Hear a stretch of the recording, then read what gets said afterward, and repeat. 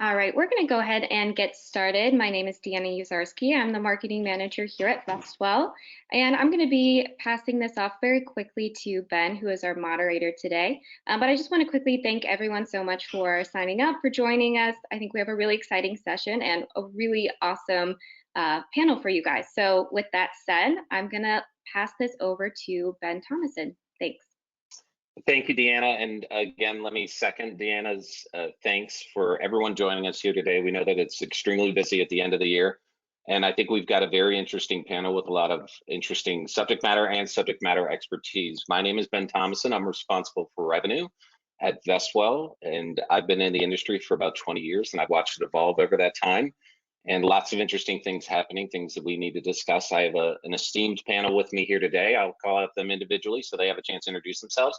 And since we have a lot of ground to cover, I think we should jump directly into the material. So Jeannie, I'll kick it off with you, and then we'll work our way around the panel, and then we'll get going. Well, hello. Good morning, afternoon. I guess it depends on where you are. I'm Jeannie Fisher, Managing Director of our Nashville office with Strategic Retirement Partners, Retirement Plan Advisor, Personal Financial Planner. And I think we're supposed to do a fun fact. If not, I'll just toss mine out and nobody else can. But my fun fact is I once competed on Wheel of Fortune. I like that. I mean, the obvious follow-up there is, did you win?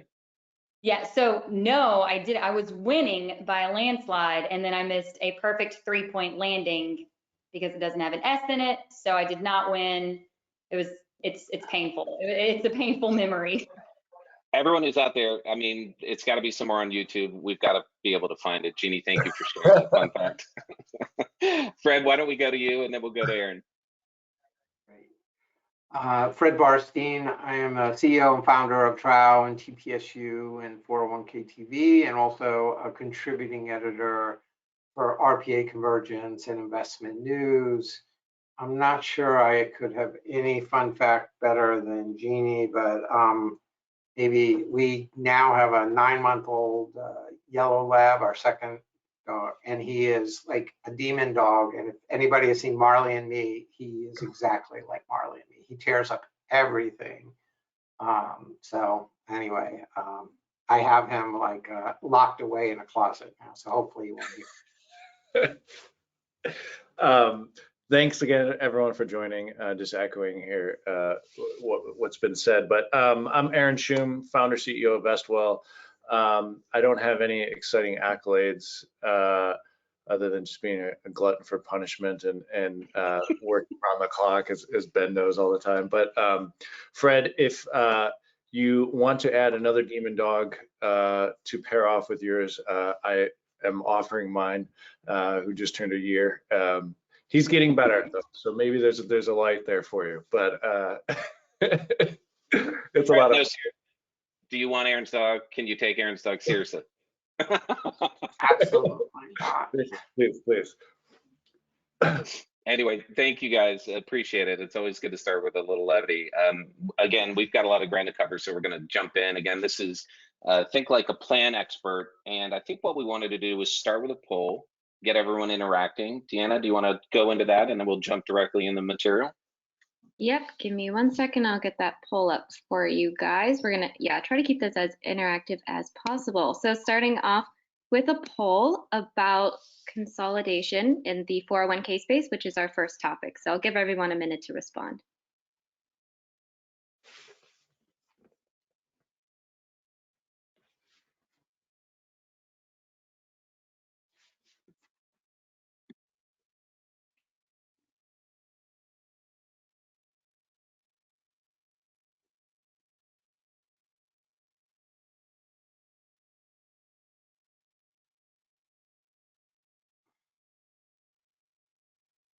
All right, we are still counting up pretty quickly. Great participation, guys. We're almost at 75%.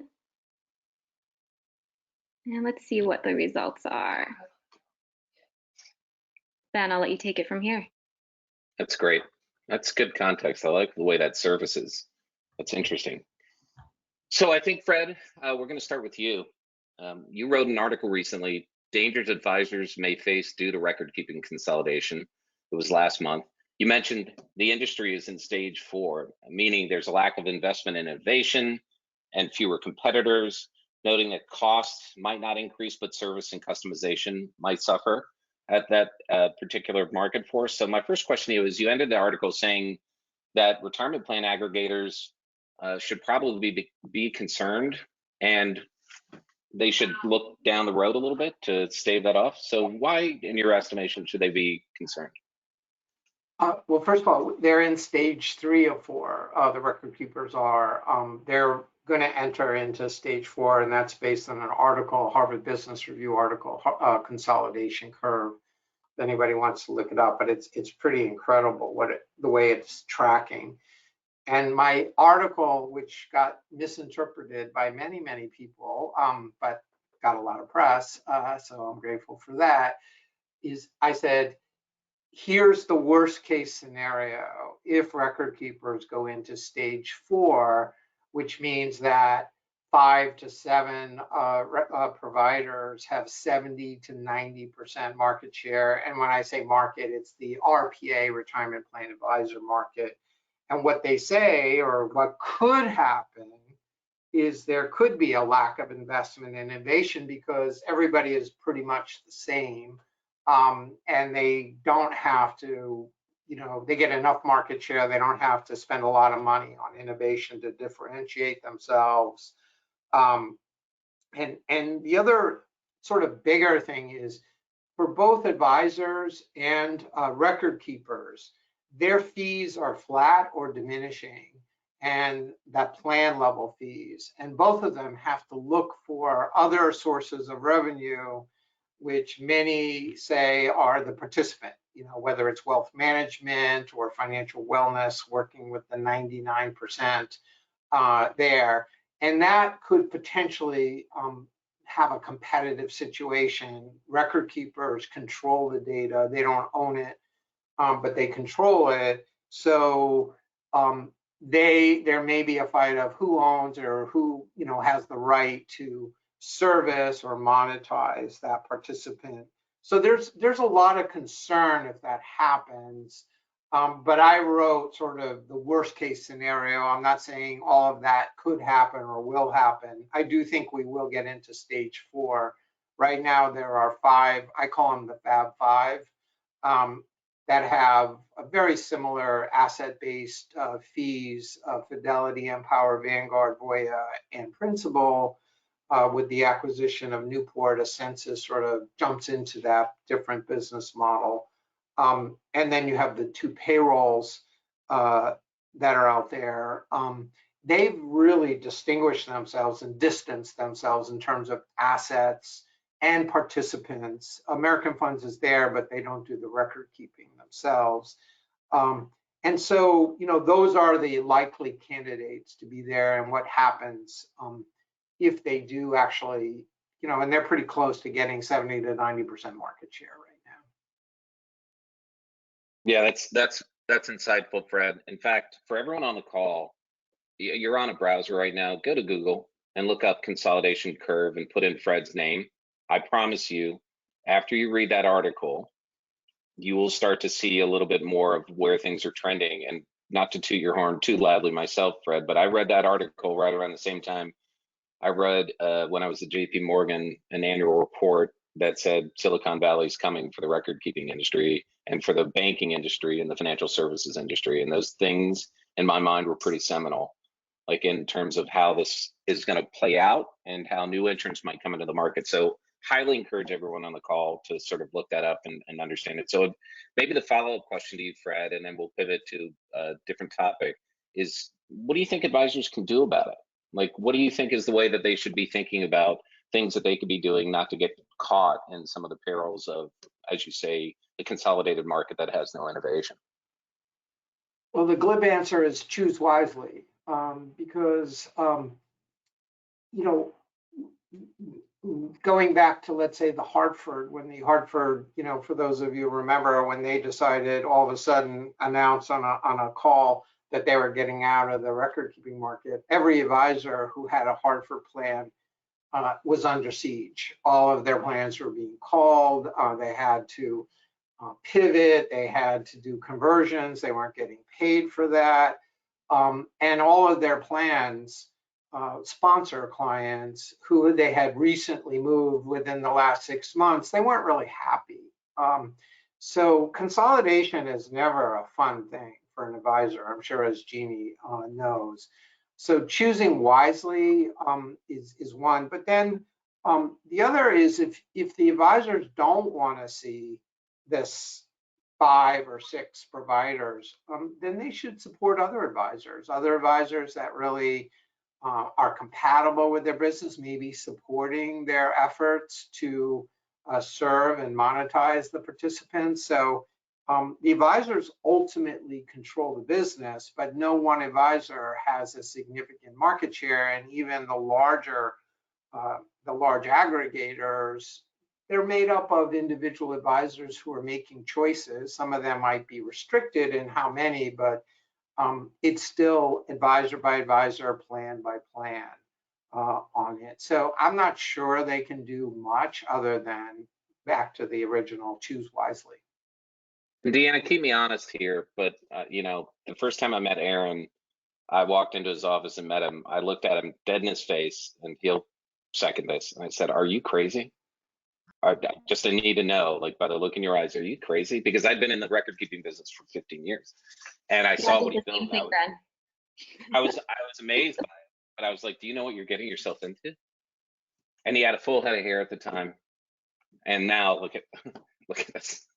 But Jeannie, so I want to open this forward to Jeannie, from Aaron, from your perspective as an entrepreneur trying to get into this very difficult space and very competitive space, and Jeannie, from your perspective as an advisor thinking about that. Can I just ask you to comment? And Deanna, just keep me honest here, because this is a really cool topic, I think. Sorry, you want me to comment or Jeannie? Both, ideally. I want you to come at it from the entrepreneur, like how you saw the space, and Jeannie, I would love for you to address Fred's question about it as an advisor in the space. What can you do? Yeah, so I'll start. So just from my side, what I saw, right? And I I started my career in the ERISA side of the equation, doing large corporate ERISA analysis, and then ventured over to the tech world by accident, and was a small business proprietor, founding another fintech platform before this. And in doing that, living firsthand the pain of offering a plan to your employees as a small business owner, not having a benefits team, not having folks around us to help, and trying to make educated decisions that were just simply over my head. And it was challenging, and then it was clunky, and then it was expensive, and you're just like, what are we doing here? So that was the impetus for that spawned the idea for, hey, let's go create a new platform that solves a lot of these pain points that people live, all the while being attuned to how advisors engage, what they're able to bring to the table, what they want to bring to the table, but we're held back for various reasons. And that's really what we kind of set out to solve. I being transparent, I wasn't necessarily looking at it from like a record keeping aspect at its like core, but as I started peeling back the layers, I was like, oh, that's where it's broken. That's where the stuff really starts to break down. And having worked with large institutions and advisors for pretty much my entire career, we saw the opportunity of like, hey, we could solve this problem from kind of the inside out, and then put something in advisors' hands that really helps reshape the dynamics of those conversations, and allows everyone to do what they should be doing in a much more fluid, cost-effective manner. That's awesome. Thank you, Aaron. I think everyone, I still like hearing that story. It's 4 years later, but it's a really cool story. I think everyone should hear it. Jeannie, what do you think from the advisor's perspective? How are you seeing this world? Well, I really appreciated Fred's article. I thought it had some excellent points, and I agree with pretty much everything he says, except if I had been able to answer the poll question, I would say that consolidation does not concern me. For me, it's an opportunity. Record keeper consolidation has proven very fruitful for us in the past couple of years, because we are the ones calling on the plans going through a disruption. As long as we are solid and we're the lead trusted advisor on our clients, I'm not too concerned about consolidation. It is work we have to go through, but it is an opportunity from my perspective. I think the concerns that he raised about participant data, And the competition on that end is there regardless of consolidation. It is a threat, no doubt, but I don't think consolidation is leading to that threat. So yeah, I don't think we want the market to become too small, but if you were at 401k advisor conferences the last 2 years, everybody was already talking about minimizing the number of record keepers we work with. We need to scale our practices. So far, consolidation on the record keeper side is a good thing from my perspective. Yeah, that's great. That's a helpful context, and I think that's playing out certainly in the marketplace, as you say. Like more and more advisors that I'm talking to are really approaching it from a business angle, not so much like, I mean, certainly the fiduciary aspect is there, and I want to deliver the best service to the client, but I need to find a way to scale this so I can get into other areas of the market that are opportunistic, maybe the smaller end of the market, but also I've got to run this like a business for this to really work at the end of the day. I'm sorry to take such a strong left-hand turn, but I'm trying to stay on schedule. We're going to segue into the next topic on PEPs, and I'll kind of insert acronym here for group plans. But the article, Fred, also mentioned prevailing record keepers will turn their focus to the smaller and micro market through pooled employer plans, multiple employer plans. So we're going to talk a little bit about PEPs, but Deanna, I think you have a poll that you want to give real quickly. Yep, let me get our next one here. Simply put, are PEPs the future? Let us know what you think.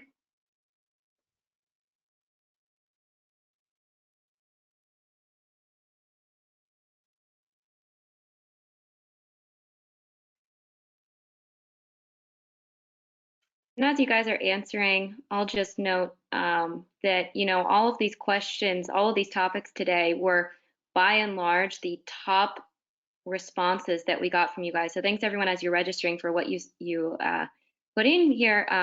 But yeah, a lot of you guys are asking about PEPs. Some mention of other acronyms, so I threw that in here. But let us know what you think.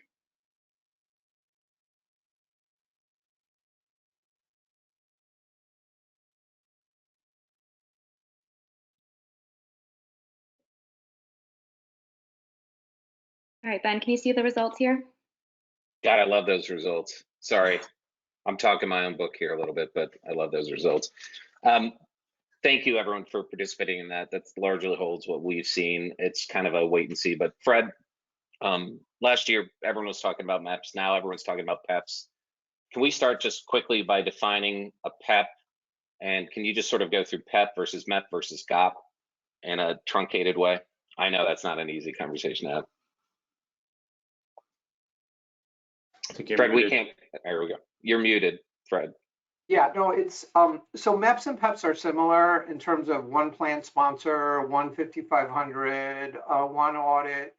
The MEPs, there have to be the plan sponsors have to have some affiliation or interest, like the American Bar Association. PEPs, it can be sponsored by a financial organization, for example, a broker-dealer or an aggregator, or even an individual advisor. GOPs are, someone called it PEPs on training wheels. It's not one plan, but you're, you know, having some economies of scale, 5,500 separate 5,500 separate audits on the GOPs there on that. So yeah, I don't think it's the 401k, the value of 401k and the growth is based on pooling assets, right? You have all the employees from a plan who are investing together and they get better deals, better pricing, you know, and it's just easier to administrate. The PEPs and the MEPs and to a certain extent the GOPs are doing that, but now at the plan level, not at the, you know, not at the employee level. So they're grouping together on that. And I don't think, you know, PEPs, MEPs, GOPs, they're just wrappers. The same thing as a mutual fund is a wrapper, a CIT is a wrapper, an SMA is a wrapper. Ultimately, inside of it, you got to figure out, you know, how do you have a good plan? How do you have good plan design, good advisors, good record keeping, good service? It doesn't take away any of that. It's just a way to have some economies of scale and maybe just elegantly present, because a lot of advisors, I'm sure like Jeannie, are, you know, they're doing things that are aggregating and having efficiencies with the plans that they have already without the MEPs and the GOPs. This just makes it a little bit easier and easier to understand. So someone submitted this question a little early on, so I'll get out there and answer it. But how do you think small plan solutions compare to PEPs for helping small businesses start a plan? And this can go out to the entire panel, not just Fred, but what's your perspective on that? Anyone can jump in there. I certainly have one, but I'd rather not share it. Go ahead, Jeannie. So this is funny. We got the questions and information that was submitted, and somebody put PEPs ... yawn, and that's like exactly how I feel. I'm so tired of this conversation. So here's what I'll say, just from my perspective, boots on the ground. PEPs are complicated. Most advisors don't understand them. Most plan sponsors sure as hell don't understand them. You're trying to sell something that's not fully formed, not fully functional, and from my experience, not necessarily more cost efficient than other options on the market, primarily a group of plans. We have our group of plans with Vestwell. It's priced very well. It has a lot of the advantages that you can find in a PEP while avoiding a lot of the pitfalls, many of which still aren't even ironed out. So just the overall question of PEPs and the future of PEPs, could they have some potential in the future? Yeah, but right now the water's too murky, and it's not even a conversation I really want to have. What we would use a PEP as is just a defensive move.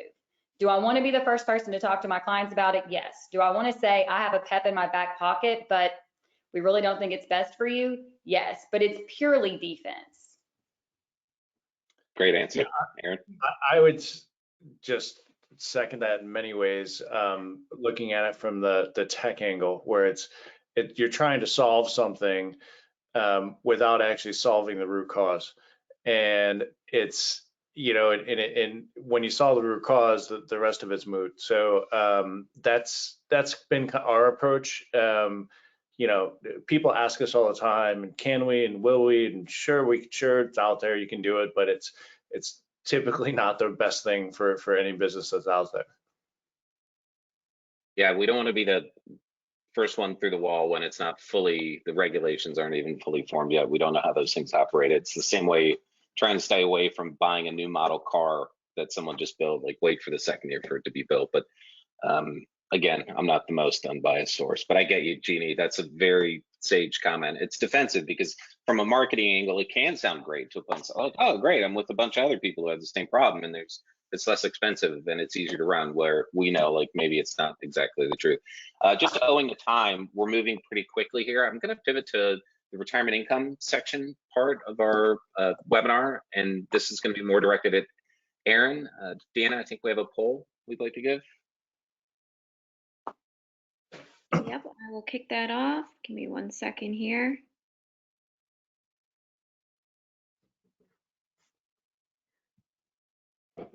All right, so our next question is, which participants typically inquire about retirement income solutions? So we want to get a sense of who is asking about it, or if anyone is.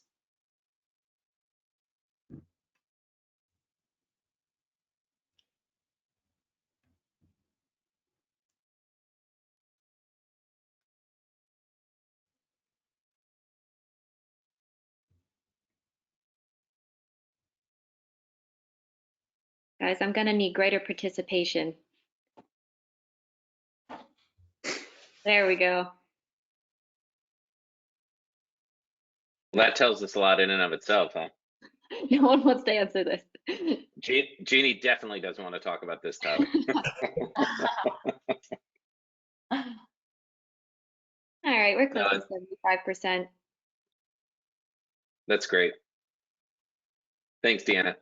So, Aaron, we talk about this a lot around the shop, but we kind of believe this as well. But we think people need options to make sure that their retirement savings last their retirement, especially as the DV sort of set into the background now for most workers.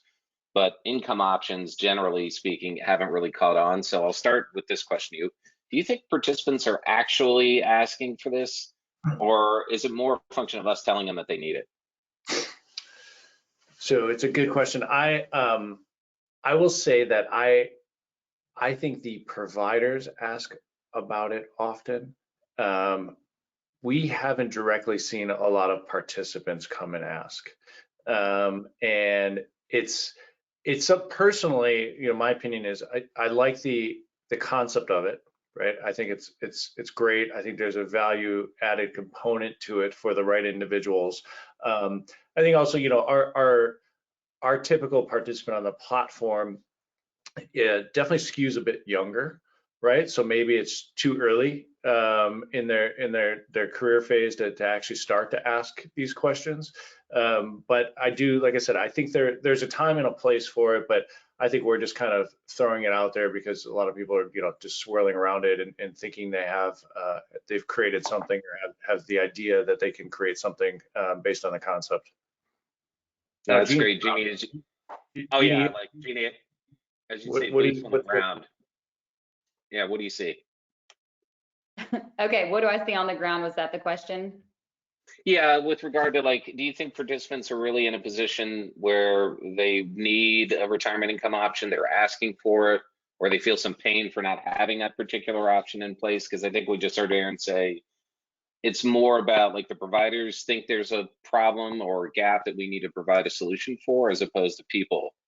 So what's your perspective out there? Are you hearing lots of buzz on it? I absolutely think there is a problem and a gap that we need to provide a solution for. There's no doubt in my mind. Are participants asking for it? No, because they don't know that it exists. But this is actually a line item in every Q4 committee meeting we have under upcoming legislation and trends. And we're saying we don't have the solution yet, but this is on the horizon and it's something we will be talking to you about. And every single client's eyes have lit up. They think it's fantastic. They love the concept of pensionizing a 401k if you want to, if the employee wants to. To me, this is definitely one of the top trends. Jeannie, that's great. I spent time before I got tricked into the 401k business as a private banker, and I spent a lot of time with high net worth clients structuring income scenarios. And very much like you said, they don't know what they don't know. It's not that they don't have a need for the product. And I'm hearkening Steve Jobs here when he said, I don't believe in focus groups because they don't know what they want until I tell them what they want, right? So that kind of a mentality. And I think there is a place not only for the retirement income, but also there's a 10 to 15 year window where sequencing of risk becomes really important and dangerous, that I feel like a lot of people would probably take some risk off the table and lock in return a little bit more to get to that place where they can start taking it out in a retirement income vehicle. So we hear that a lot. I'm encouraged to hear that advisors like you are talking to committees about this, and this will get participants interested, and then they realize there is a gap here and it does offer a demand and that we have to put good solutions in place. Fred, do you have some commentary there? I think that retirement income in plan is critical.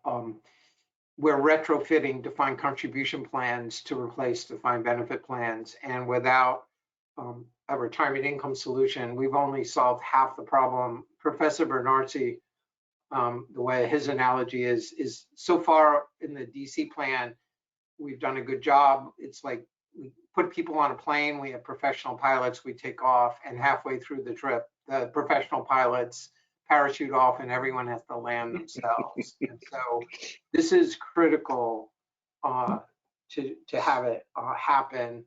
There's a lot of reasons why it's not happening, but I don't think we should take that participants aren't asking for it because they don't know what to ask for. People tell you their problems, they don't tell you the solution, or clients don't do that. And the biggest, Bill Sharp said the nastiest problem he's ever tackled is how how people can spend down and outspend what they have saved in retirement. It's the nastiest. So it's a big problem, but we have to attack it in the plan.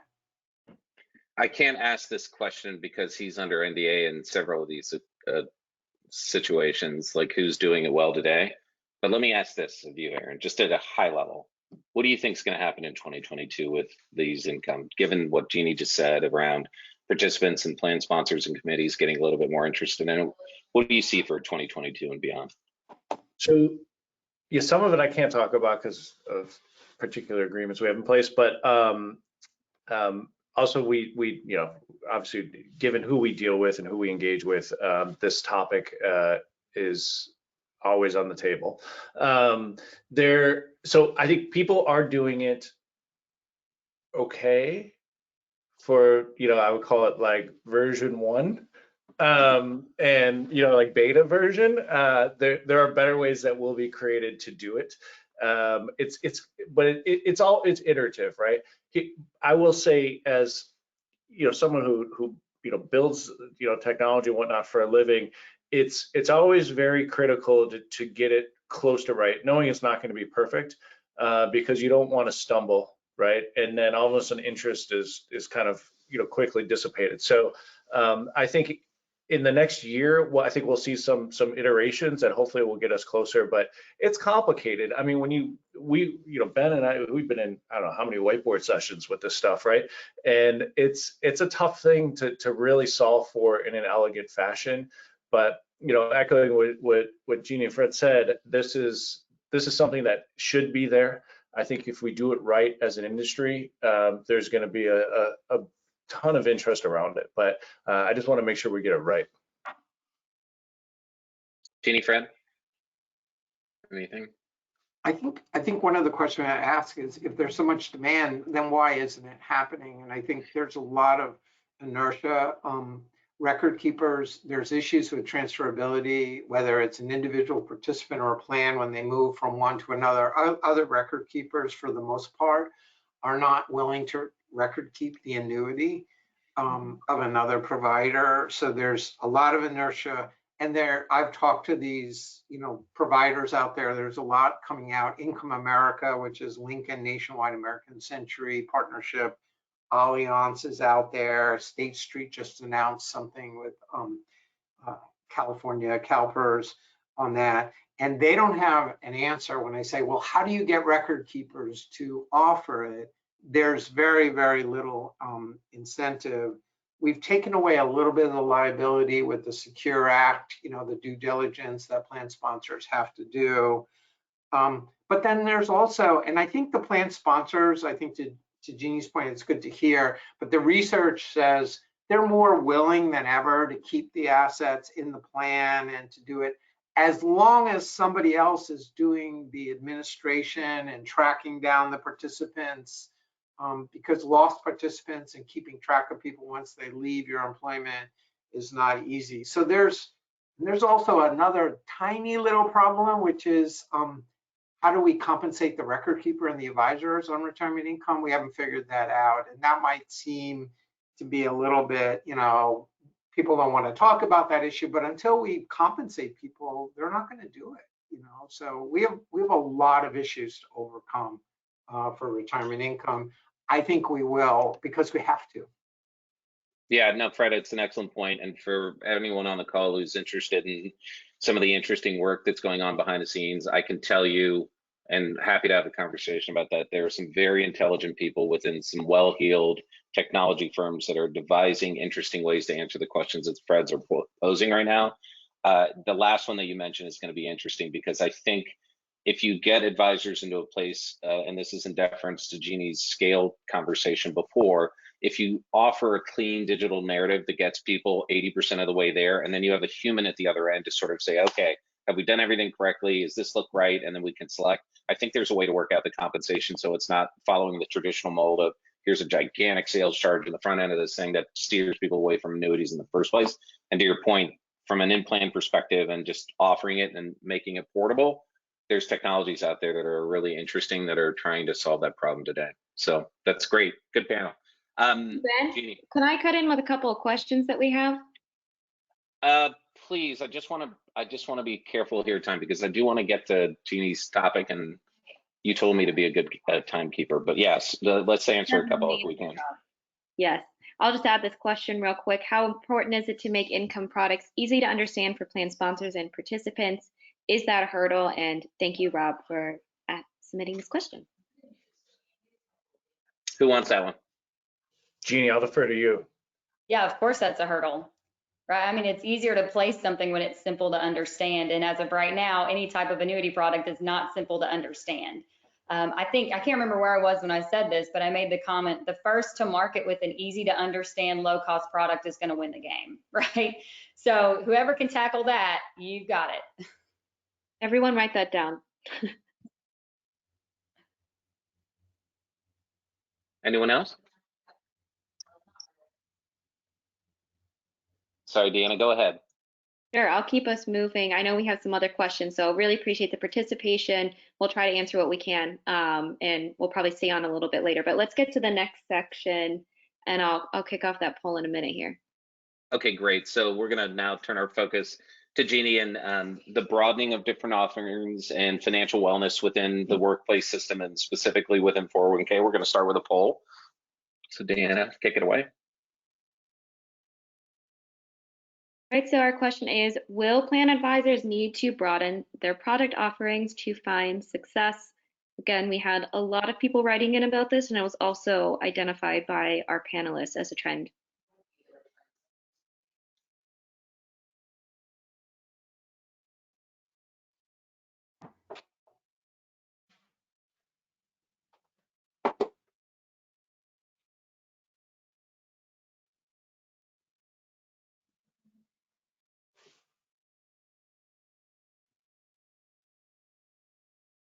Jeannie, I appreciate the comment about the moderation. I'm no Pat Sajak, but maybe one day. Was it Pat? Yeah, it was Pat. You were Pat for Wheel of Fortune. Pat Sajak and Vanna White. Did you meet him? Did you have a chance to talk to him? No, for the record, you never see them until they walk out on the show. Oh, And they film 5 shows in one day. oh boy. Okay. Super interesting. Merv Griffin runs a tight ship, as I understand it. So. All right, I just popped the results up, so I think this is pretty interesting, obviously pretty heavily skewed, and I'll let Ben take it from here. Yeah, that's great. Just kind of, that doesn't surprise me the way that's answered. It falls in line with what we're seeing.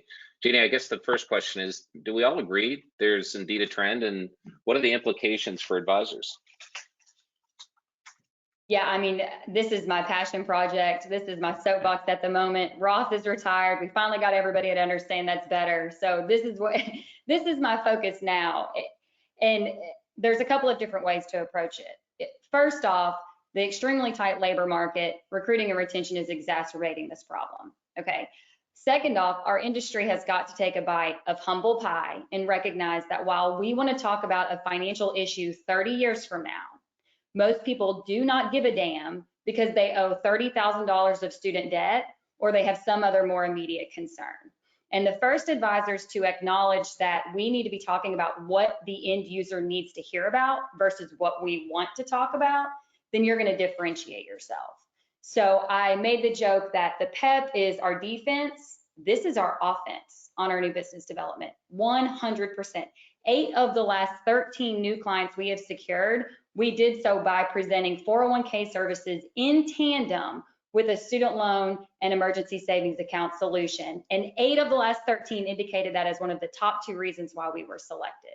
So recognizing that this is no longer about long-term financial incentives and benefits packages and more about immediate term, and also acknowledging, according to the latest Morgan Stanley at Work study, 95% of HR departments are identifying a reevaluation of their financial benefits as a top priority in 2022, means that we have an engaged audience, we have solutions to bring to the market, and we as the financial benefits advisors are the ones to take it there, is a great opportunity to secure new 401k business in addition to these benefits. I'm glad you don't feel terribly passionate about this particular issue. I just wanted to say that the comments love you. Honestly, Jeannie, the comments. Honestly, like I've worked in a number of different sort of roles over time, and one of them was a project focused on the independent contractor space. And very often I had to tell people like, oh my God, guys, like these are guys who are entrepreneurs who are living paycheck to paycheck. They're not worried about saving for some time in the future. There's got to be a different way to sort of solve this, and solve it in a creative way for people who make bad decisions, financial decisions. I often say, like, if I could pull 20% from the car payment, the telephone payment, the cable payment, that'd solve a lot of problems, but then I have to change human behavior, and that's very difficult. Aaron, Fred, do you guys have thoughts on this?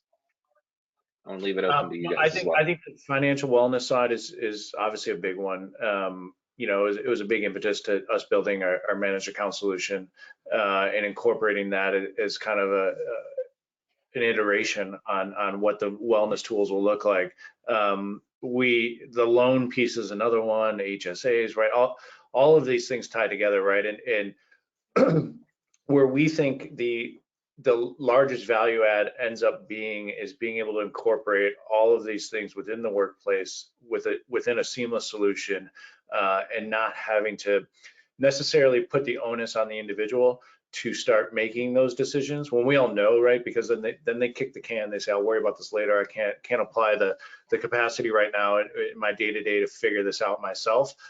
So the more tools we can bring in a cohesive manner where they can quickly distill and understand and make educated decisions without having to be, an expert or lean on someone 100% of the time, the better off we'll all be in the long run. So we're excited to see this kind of start to come to life now, and people are like Jeannie incorporating these sort of offerings. It's a great test, great kind of like litmus test to see, okay, what is the engagement around this? That's awesome. For anyone who hasn't had to live paycheck to paycheck, it's a harrowing affair, and like it's really easy to remember. So I think there's a lot of empathy out there, and if advisors tap into it, Jeannie, I'll end with this question. And think of it as you're advising a friend who's an advisor in the space. What do you recommend that they do to get competitive in this and start doing things to expand their offerings? What's like a good first step for them to think about this? So I think you need to have real solutions. I'm not just that, like, to me, this is not just financial wellness. This is not just education. This is an actual solution. We have an actual product that we can bring to market where we can incorporate a student loan repayment program, a 529 with an employer match, an emergency savings account, implementable solutions. So you can't just fall into that blanket of, oh, well, we offer financial wellness and we talk about it. No, have a real solution that can be put in as a sidecar next to the retirement plan. I mean, that's what I would do, and learn to speak CFO language. Okay, learn to teach your HR to speak CFO language. Businesses have X amount of benefit dollars. That's it. Now, the way you maximize the value of that singular benefit dollar is by letting each individual employee choose where it adds the most value for them.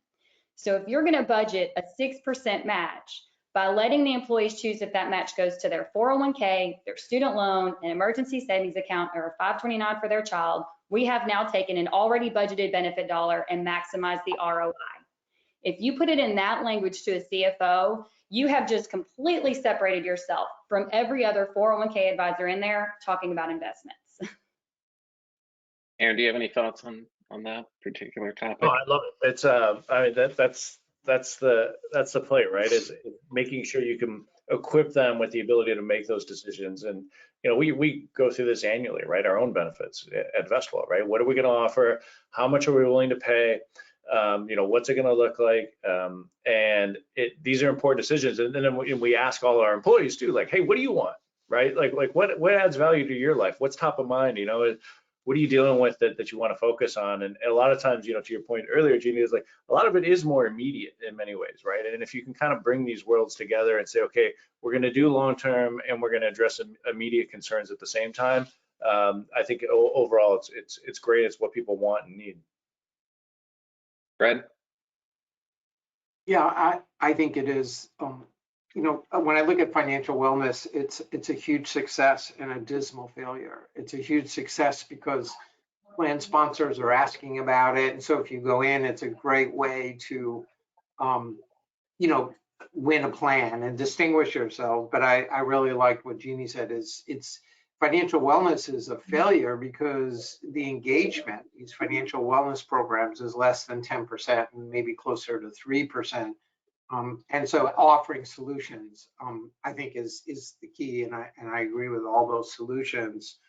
And I think that if you really wanted to be a financial wellness advisor, it would be helping people on figuring out where to spend their next best benefit dollar. And there are firms trying to do that. I think Empower has Map My Finances. Voya just is partnering with Savvy, which is a Cambridge-based software company, because you can't, the reality of the 1%. So the other part of this too is a lot of firms are using financial wellness as a success to find the wealthy, find the participants that can afford traditional one-on-one personalized advice. we call them the 1%. It's probably close to 3%, but let's call them the 1%.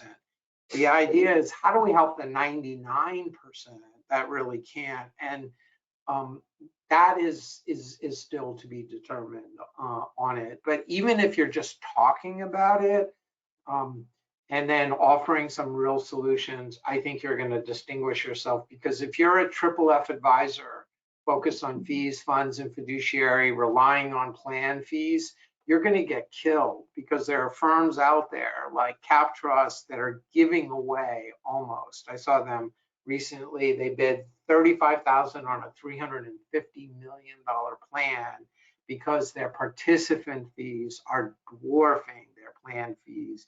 You're going to get caught in that wave.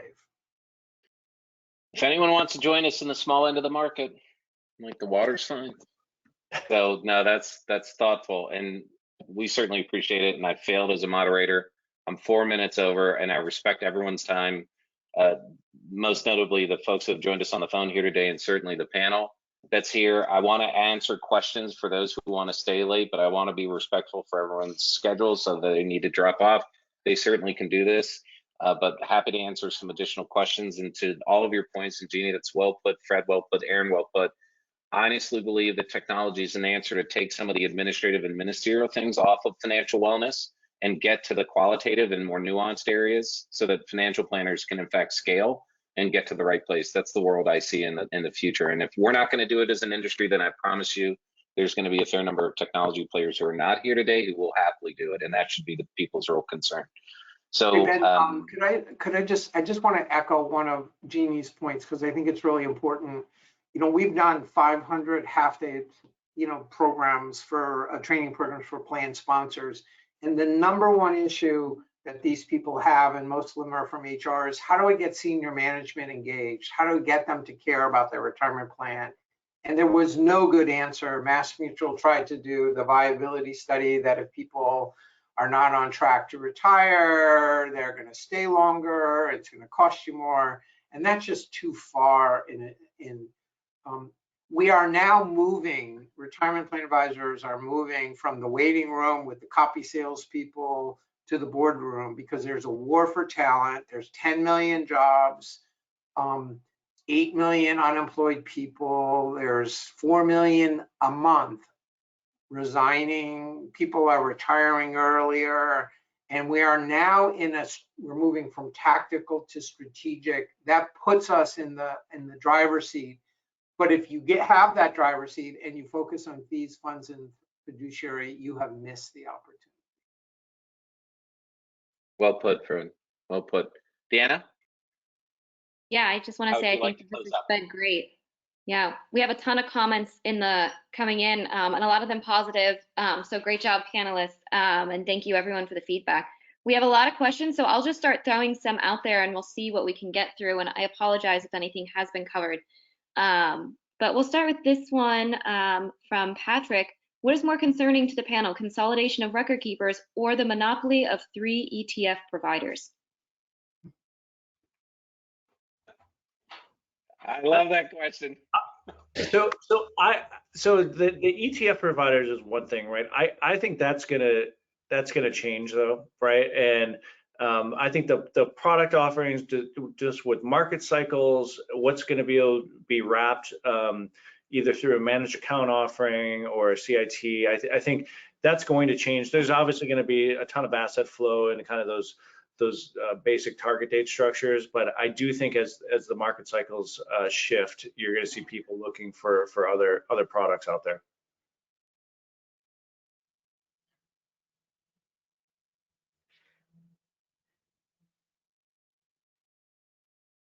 Fred, Jeannie? Nothing? I've got some thoughts on it, but like I think the two are coupled together, record keepers and asset managers, because that's been the history of things. But we also, Aaron and I would be lying if we didn't see a world where we're already preparing for zero cost investments at some basic level. And that's not what people want to pay for.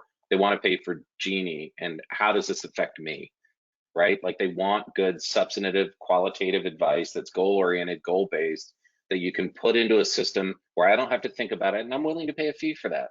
Not necessarily the underlying cost of whether I'm going to achieve alpha in an overperforming fund or even the cheapest beta? Because I mean, what are we down to now? Like a BIP for a fund?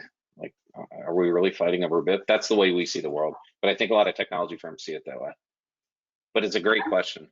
I'm far more concerned about just the overall size of our big target date funds, how many assets they have under management, how immovable they are, how it would take them years to unwind certain holdings because it's so concentrated and the positions are so large.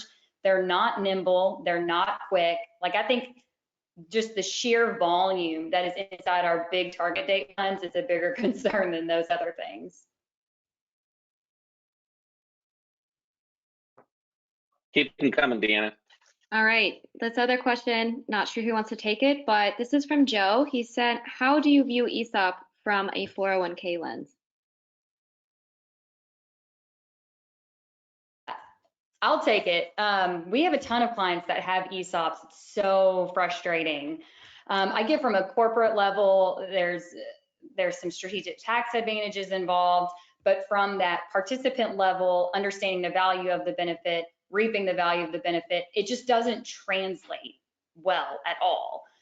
So we've done extensive educational presentations on what the value of the ESOP can be, but if you're putting an ESOP in place to garner praise and appreciation from your employees, you're not going to see it for 20 years. They're not going to get it. I don't know if that helped answer your question, but I know it's a constant challenge for us to try to incorporate that into education.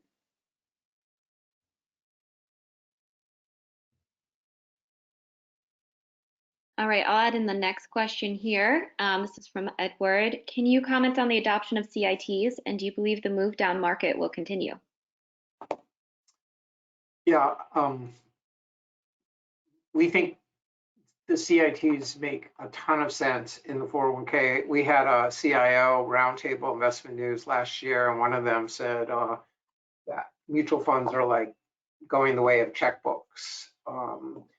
And they just make so much more sense because of the low cost, not only, you know, the 5 or 10 basis points you get overall, but it allows advisors that are part of groups like RPAG and FlexPath to aggregate their assets and offer a really, really low price investment to all of their plans, even startup plans there. And then, you know, it's the first time we've seen advisors be able to negotiate fees with active managers. I think it's even to the point, you know, I think we're at a point, Morningstar, I think this year, saying that CITs are overtaking mutual funds in the target date. So there's more money in the CITs. I think it could actually be a cause of litigation, that if a plan sponsor or an advisor has access to a CIT, which is 10, 20, 30% cheaper than the mutual fund, the same exact or 99% same mutual fund, it's the same issue that the plaintiff's bar has been using with plan sponsors not optimizing share classes. So I think it's dynamic, and I know that at this point, Wilmington Trust, who is the clear leader and the advisor sold, has $150 billion of assets in the DC market in their CITs. That's a brutal metaphor. I'm gonna steal it from you. Like mutual fund and checkbooks. That's so good. I'm gonna use that. Everything is for a price, Ben. I got you. I got you. I'm on notice. That's why I'm saying it on camera. And do we have time for one more question to round it out, Ben? Yeah, sure. Okay, and I just want to say, as you guys are logging off, please take the survey. We really appreciate any feedback, so that will pop up as you leave. And we'll also have the recording available to you, and it will be sent via email, so you will definitely have access to that. With that said, I'll leave with one more question, which is from Sean. He says, how do each of you view the inclusion of self-directed brokerage accounts in the traditional 401k plan?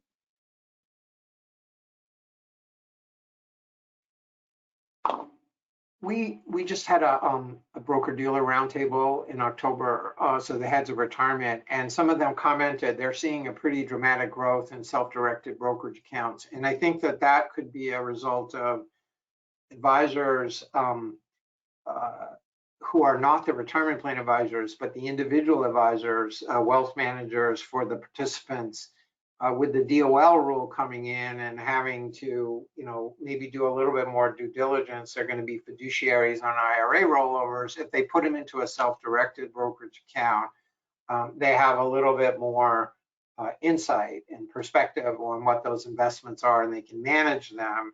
And then the other thing that we saw or heard at that meeting, which was the first time I had heard about them, was a group called FEX. And what FEX does is it allows an advisor, sometimes advisors get their credentials of the participants and manage their account, which is a real cybersecurity nightmare, maybe a compliance nightmare. FEX acts as a cyber shield, so the advisor can manage the individual participants' accounts, but they're not getting access to the credentials. And FEX is a very significant company because the founder, Israeli, he was the founder of Waze, which he sold to Google for $1.1 billion. So he certainly is not lacking for funding and expertise. So we think that self-directed brokerage accounts could really take off. For that And he sounds like he needs a hobby. Oh my God, go enjoy that money. No, it probably has those as well. FEX is well known to us. It's an interesting space. Jeannie, Aaron? Yes. So Go ahead, Jeannie. well, I just would say, initially we had a strong aversion to self-directed brokerage. When we would run into it, it would be a decision maker, a high income earner that wants to roll their account out, the doctor in a tiny doctor practice. And at the time, they weren't able to assess plan fees to their account. So here you had a fiduciary electing to move their personal assets outside of the plan and have the rest of the plan pay the majority of the plan fees. That was a significant fiduciary red flag for us. There are record keepers now who can actually assess plan fees over to the self-directed brokerage, but our initial, we have a general hesitancy towards it, particularly if it's a committee member or a fiduciary requesting it. Yeah, and I would just say that I like the option. We get asked about the option. We have a way to do it. It's not as clean as it could be, transparently. And we will build a better way to do it. And there are people where, it makes sense and I understand why they want to do it. But it's, for us, I look at it always like through the tech lens of how do we make this seamless and cost effective. And there's still work to be done there because I don't think anyone's doing a really fantastic job on that side of it. And we talk about this a lot internally, and this is not a controversial topic. It depends on who you're asking. If I'm asking Jamie Dimon, he might have a good thing to say about it, but crypto might be an excellent case study for deploying into a brokerage account because it's becoming more and more of a substantiated asset class. I don't love the idea of it as an investment, the way it fluctuates. I think of it more as a utility. It's something to take us to the next generation of the way that we pay for things and the way that financial services transactions are executed, but it might be the interesting place because I'm not all for young people taking a gigantic amount of risk, but I am for them engaging this on some level. And I think Robinhood has shown us, and people buying individual stocks, there's a lot more engagement in that kind of model. And I see that if they can do that in a structured way, I think the interest in saving and making money that way is an altogether positive thing, but not like just taking risk for risk's sake. Again, panelists, thank you so much. Thank you for your time. Everyone out there who's stuck with us for this length of time, thank you for your time. We know it's extremely busy. Jeannie, pleasure. Thank you. Fred, thank you. Aaron, thank you. We all know that you're busy, and I thought this was quite productive. Deanna, do you have anything to add before we sign off? No, just also echoing a thank you. Thank you, Ben, as well. I think this was an awesome conversation, and I look forward to sharing the recording and everything with the follow-up with you guys. So hopefully you guys got something out of today. Thanks all. Thanks, everyone. Thanks, guys.